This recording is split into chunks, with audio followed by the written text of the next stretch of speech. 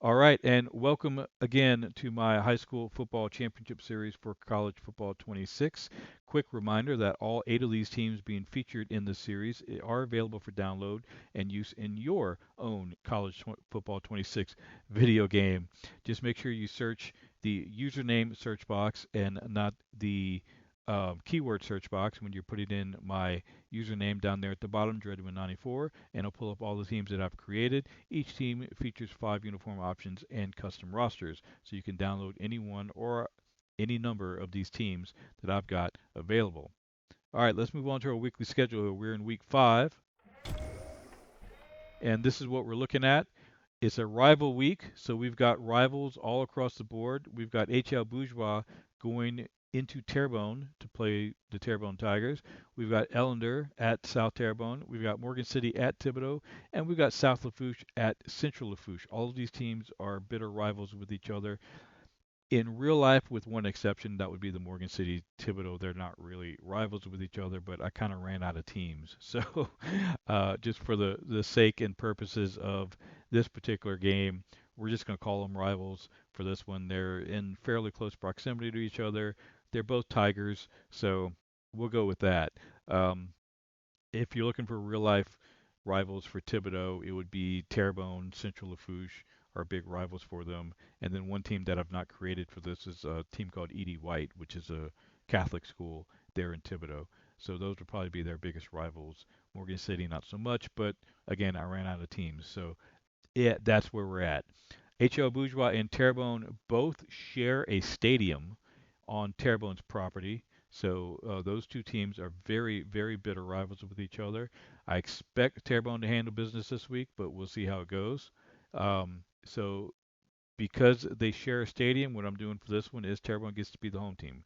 So that's just how it's going to work. You're going to see the same situation with Ellender and South Terrebonne. They both share a stadium at South Terrebonne's um, campus. So South Terrebonne gets to be the home team for that. But anyway, we're going to do 2 of these games tonight, and then we're going to do the other 2 games on Thursday night. That's kind of been our schedule and how we're working, and it's been working well. So that's how we're going to stick to that. So let's get to the gameplay here.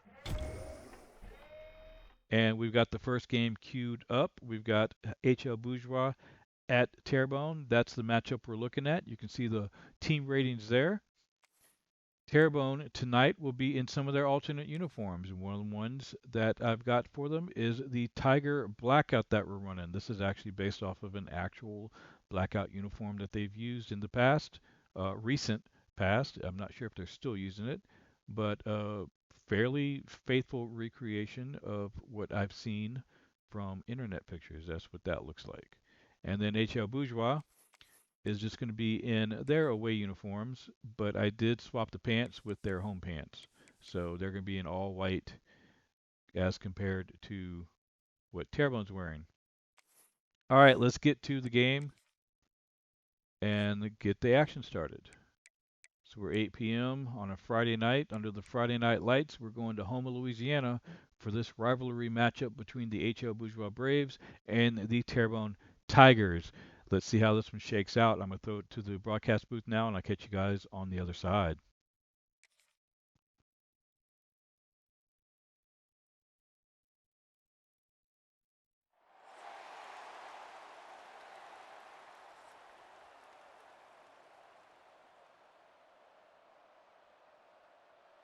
Kicker has everything lined up and about set to get this one underway. He'll bring it out. It's Tillman. He was hoping for something a little more dynamic, but they get him on the ground at the 20. Every team has impact players. What traits are you looking for when it comes to players who can make an impact, David? Well, obviously, you want the main things, right? Speed, physicality, like all power, all those things are really, really good. But you also need guys that will hold people accountable, guys that will lead. And it's nice to have those guys on your team. They're the leaders of the team, and they're the best players. And part of the reason why they're leaders is because these guys galvanize their teammates, right? We've seen time and time again, these dudes make plays, and it just sparks the sideline. It sparks the coaching staff. It sparks the fans. They're special players, and they all have to play well together. That sends a message that this offense is going to attack downfield. And I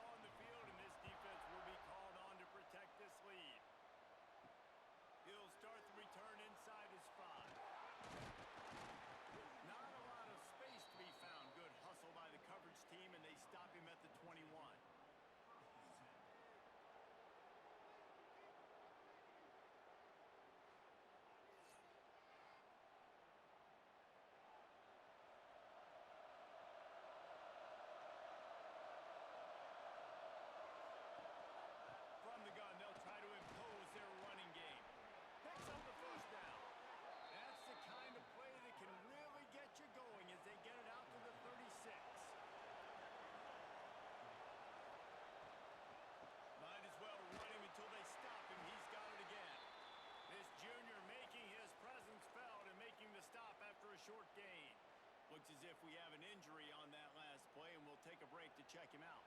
After the 3-yard pickup, they come to the line 2nd and 7. Back to throw, it's Sims. Here's a hit. Ball bounced right to him, and he's on the move. Good awareness by the offense. You never want to see the ball on the ground. But a nice job understanding just kind of jump on it, make sure you keep the section.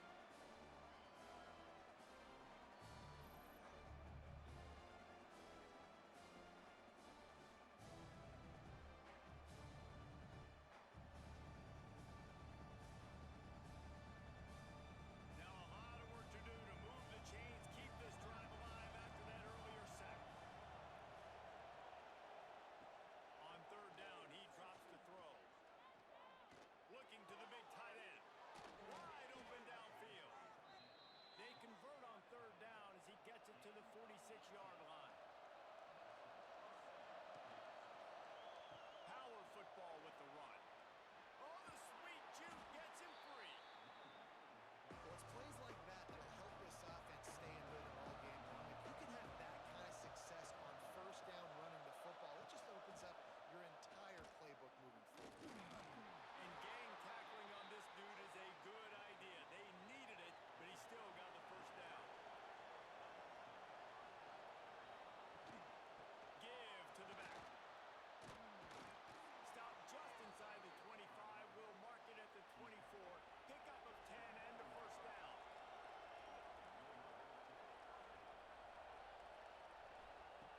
Softened him up with a run and now to throw. Grabbed in the middle. It's Johnson. He's brought down quickly. Minimal gain there. Still a bit short of the 1st down. 2nd down. They'll go to the air. Snagged in the middle. It's Allen. They make the tackle just outside the end zone, but it'll be 1st and goal from the 1. Calls his own number. And the defense sold out to stop the run, and they do here on 1st down. Looking for just 1 more yard. It's 2nd and goal. And it's a touchdown. Puts 6 on the board. You know what? Methuselah lived 969 years. He was born and died in the amount of time it took them to walk it down the field and score that touchdown. And that's just so frustrating.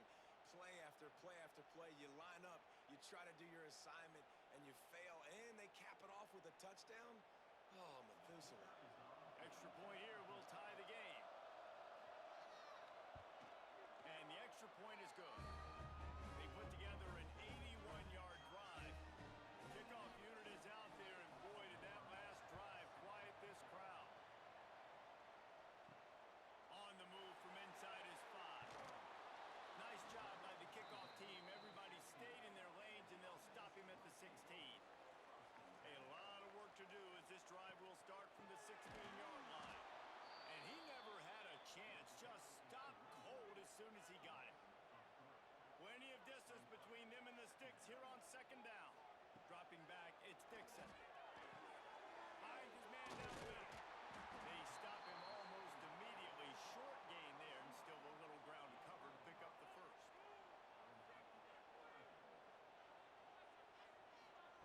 On 3rd and long, trying to convert through the air. Got it in the middle, it's Turner. Stopped right at the 24-yard line, and that's short of the line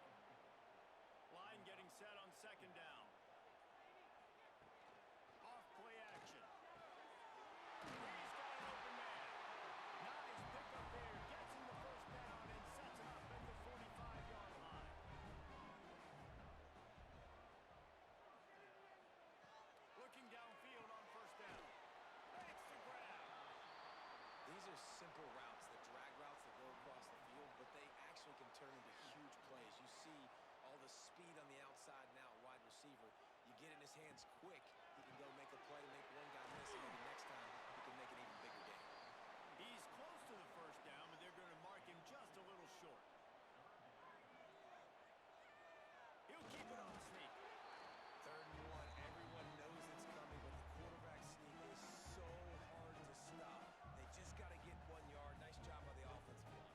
Well, a really good push by his center on that last play, making it easy for his quarterback. Just tuck the football, belly it, get low, and drive your legs.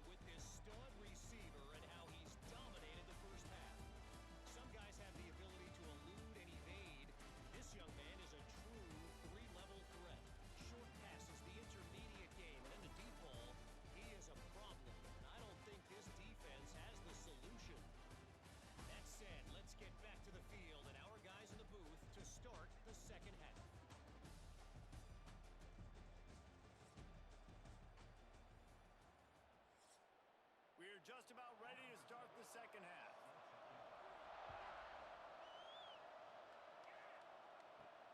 Here he comes from inside his own 5. And the returner will be dragged down. And now the offense will come onto the field again.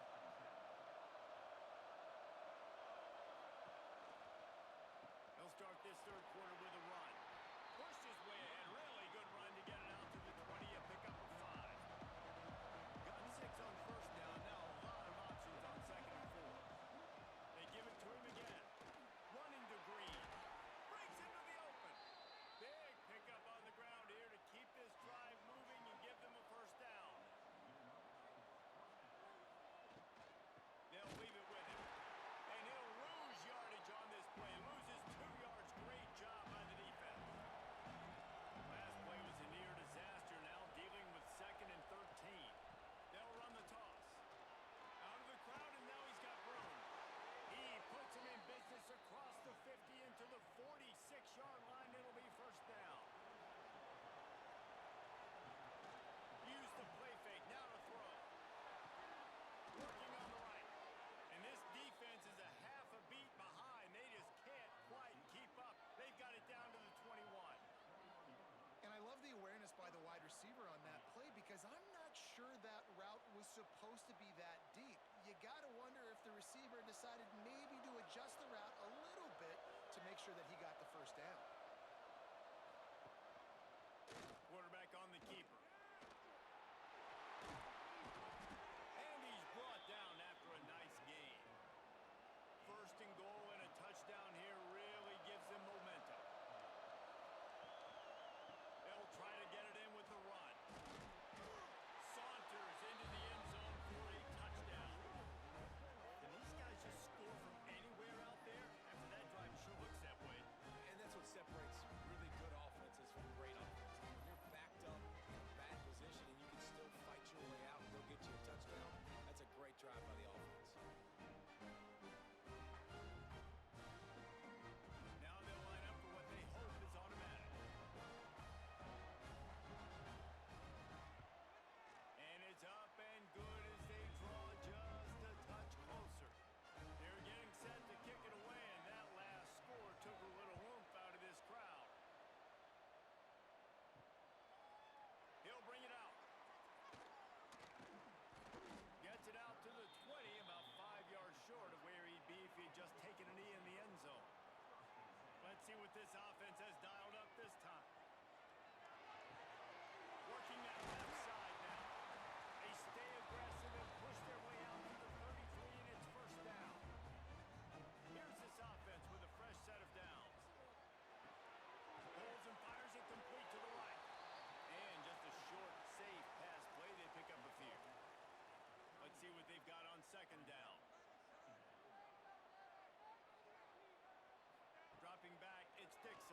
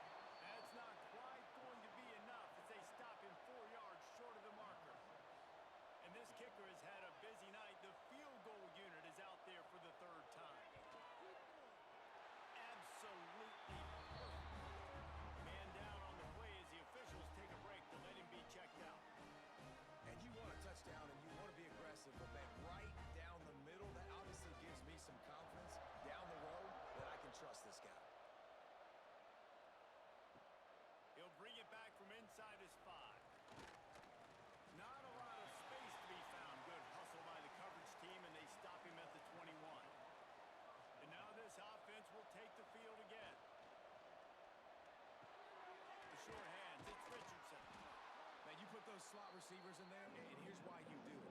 You back them off the football a lot of times, but who's guarding? A lot of times those are linebackers. Those are safeties. You get those good matchups where you can feature one of your speedsters, and a lot of times good things happen. And how about that play by that giant, that mountain of a man on the defensive front? On 3rd and short, just trying to get enough for the first down. All down, but he has enough to move the chains. Lining up from the 34 on 1st down.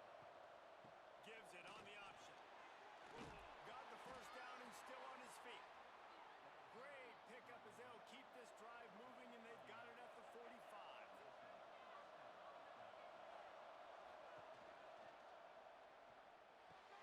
Makes the catch. It's Richardson. Tackle is made at the 44, but he picked up 10 yards and enough for a first down.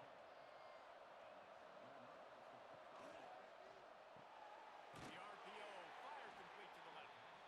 Tackled almost immediately. They're well short of the first down. Leaves it with the back. How about this sophomore stopping him short of the first down line?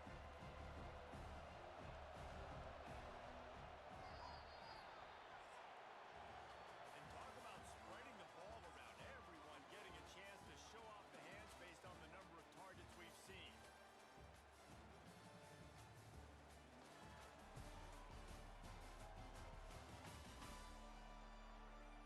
Not only is the scoreboard on their side, but so too is time as we open the 4th.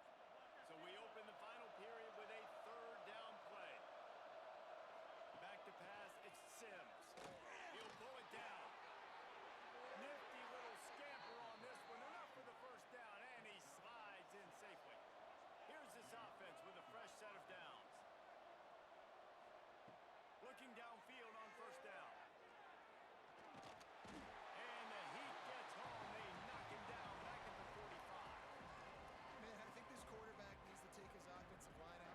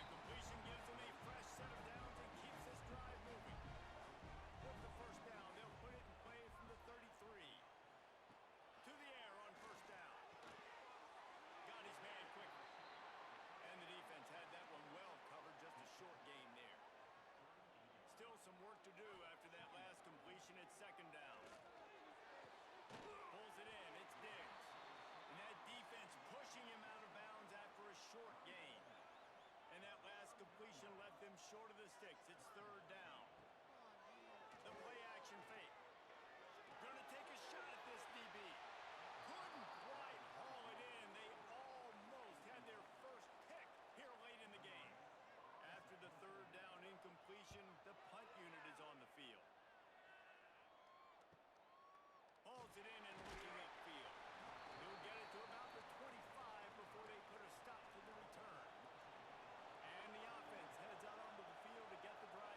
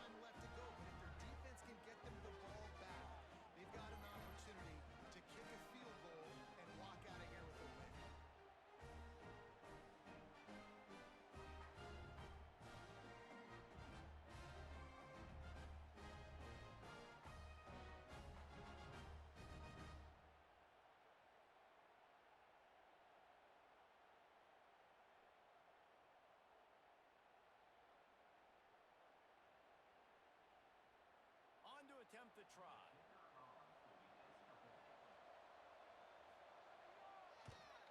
And with the extra point, every little bit counts as they get closer. Quick strike offense on that replay scoring drive. Just over a minute to play. They're lining up for an onside kick to try to pull off this rally. And this is why you put your hands team on the field most of the time when you know it's coming, and you put those guys that are great catchers of the football. The first guys, what do? They go block. They go blow somebody up. The next guys catch the football, secure it, get your butt on the ground. And most of the time when you do this, the ball game is over.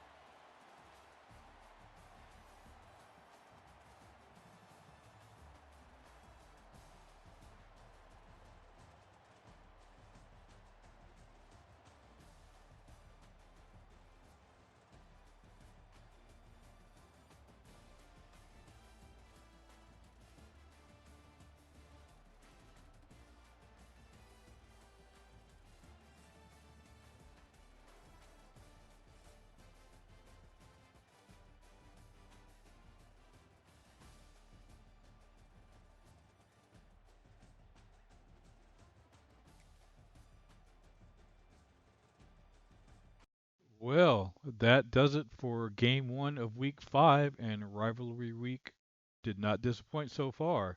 A much closer contest than I anticipated this one being. HL hung in there really throughout the whole game. It looked like they got off to a good start, and then in the second quarter, I really thought Terrebonne was going to start to run away with it, but HL climbed back into it. They found themselves a heck of a running game and kept this one close. They had a chance there at the end. Very exciting game, as it turns out. Was not expecting it to be, again, just wasn't expecting that close of a score. So let's look at the stats. Just a quick reminder, I can't keep track of the stats in game, so we're just going to have to go through them at the end of each game. I like to go through the stats and take a quick peek at them for anyone who wants to keep track at home. So here's the stats for Terrebonne, Brian Dixon's passing stats here. We'll move on to the rushing stats. And not a big day on the ground here, unfortunately. But you know they're primarily a passing team. It's kind of what they do. They throw the ball a lot. Move on to the receiving stats. It's a pretty big day receiving for these guys. Celestine, Lena, Crochet, Diggs had a huge touchdown catch in that game, and then Kenyatta Celestine here with a big catch out of the backfield. Making some nice moves, some sweet moves there. All right, quick look at the blocking stats, and then we'll get to the defense who had a big day. The Terrebonne Tiger defense, man, they just lived in the backfield all night long, it seemed like. Savoy with 4 sacks in this game. Probably could have had a couple more. Let's see, we got another sack here. Let's go on down. Go to those two defensive ends are just monsters for Terrebonne. They're hard to block. They definitely wreak havoc on some of these offensive lines. Don't believe we had any turnovers in this game. This was a relatively clean game in terms of turnovers. Go back up and we'll look at the kicking stats, and then we'll move on to DHL stats. Take a look at what they were able to do. Domingue here, 4 for 4 in field goals. He just barely squeaked that last one in, though. Barely got that one in. Here's the punting stats. Only 2 punts for Terrebonne. All right, move on to HL Bourgeois.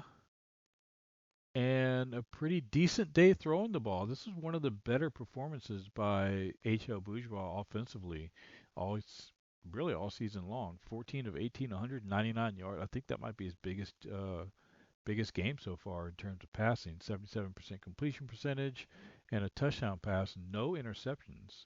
So really good game for Chris Sims here today against their rivals. And then let's see, we had an injury here. Yeah, Adams was out, I think, for the whole game. I don't see the injury. I don't see the little injury marker on him, so he must have just been out for the game. But just a reminder too, we're not able to carry injuries over from game to game because I have to use the play down mode. So any injuries, worst case scenario was what happened here. He'll be out for the whole game. But then next week everybody's back to full strength. But here, 32 and 34, these two guys, man, they really found something with these two guys. This was kind of a two-headed monster. Um, some really impressive drives with these two guys running the ball. And then, Chris Sims there, he made some plays on the ground himself. It doesn't look like it with the negative yardage, but that's that sack yardage. So that's what hurts that. Receiving, look at the receiving yards. Big touchdown catch here at the end of the game that really got them in position to potentially win that game. If they could have got the onside kick, this could have been a very interesting ending had that gone a little bit differently. All right, as you can see, a lot of sacks given up here by the HL offensive line, and then go on to the defense. Look at these defensive stats real quick. They didn't have quite as big of a day as Terrebonne did. There was one sack. That's the only sack, it looks like. It was right here. So, and then let's see, kicking, 1 for 1 on field goals and punting. At one point, I think he had like a 10-yard punt. He had a really bad shank in one there for one of them. I think it was right before halftime. All right. Well, once again, that does it for game one in a much closer matchup than I expected.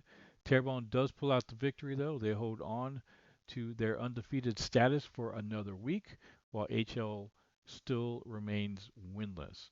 All right, we are going to move on to game two here in just a second. So give me a second. I will hit my pause screen, and then we'll be right back in a minute while I get things set up in the background. Stay with me.